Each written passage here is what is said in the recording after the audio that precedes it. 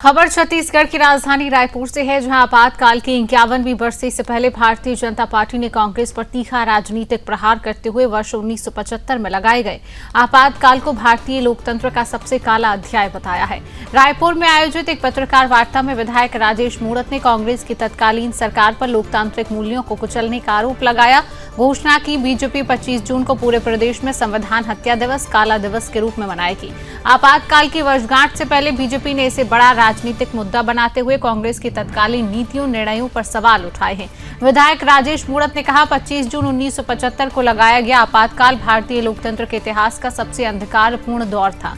राजेश मूणत ने आरोप लगाया कि उस समय सत्ता बचाने के लिए पूरे देश में भय का वातावरण बनाया गया, राजनीतिक दलों की गतिविधियों पर रोक लगाई गई, मीडिया की स्वतंत्रता सीमित कर दी गई, लोकतांत्रिक संस्थाओं को कमजोर करने का प्रयास किया गया और कहा कि हजारों विपक्षी नेताओं, सामाजिक कार्यकर्ताओं, राजनीतिक कार्यकर्ताओं को जेलों में बंद कर दिया गया था।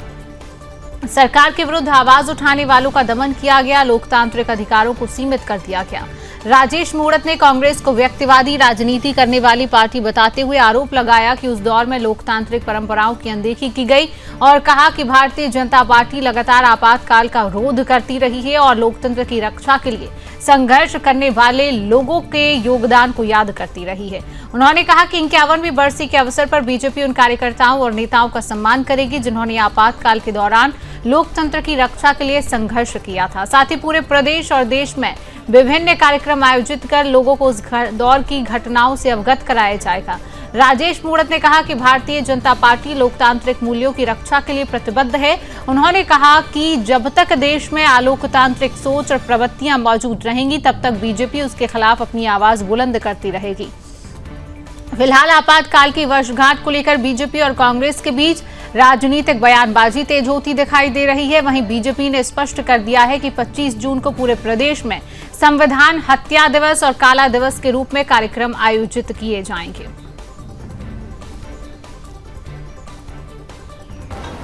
21 महीने की अवधि में भारत में आपातकाल घोषित हुआ। ये 21 महीने देश के लोकतंत्र में एक भय, आतंक, व्यक्तिवादी विचार, अलोकतांत्रिक गतिविधियों को बढ़ावा। जब 1975 में अर्धरात्रि